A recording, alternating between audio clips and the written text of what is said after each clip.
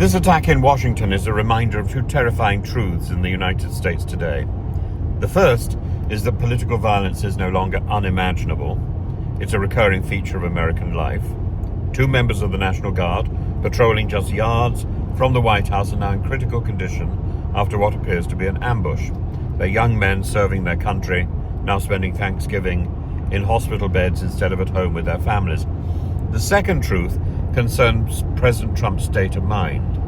What we're witnessing is a presidency governed more by fear than by reason. Trump has already survived assassination attempts. Conservative figures like Charlie Kirk have been killed, and there's anxiety in his ranks, dread in his movements, and an unmistakable sense that at every street corner there is a threat. Yet Trump's reaction is instructive. Instead of calm leadership, he has reached immediately for a political weapon: immigration.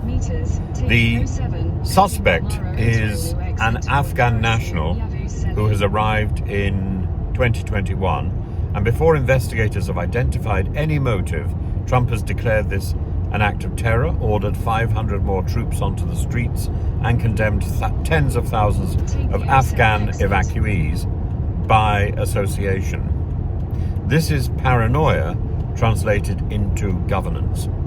It's not about protecting Washington. It's about proving that Trump and he alone sees hidden enemies everywhere.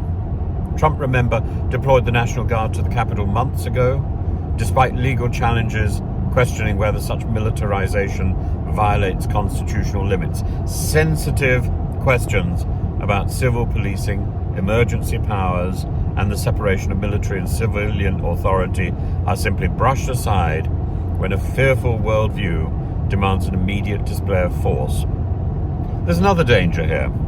When a president treats a city in which he governs as a war zone, democracy itself begins to look like a fortress under siege.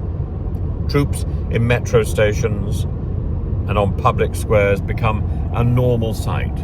The symbolic line between security and intimidation blurs. Citizens begin to feel less like participants and more like suspects. No one disputes the need for vigilance. The attack is horrific. The injured deserve full justice and full compassion.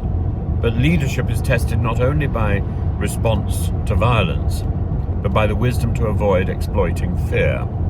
Trump is now calling for a sweeping re-examination of every Afghan admitted after the US withdrawal. That is collective suspicion as political strategy. It plays well to an anxious nation. It doesn't make the nation safer. If political violence pushes a president into constructing a permanent state of emergency, then the violence achieves a victory larger than the bullet itself. It pushes America closer to governing through panic. So, the question is simple.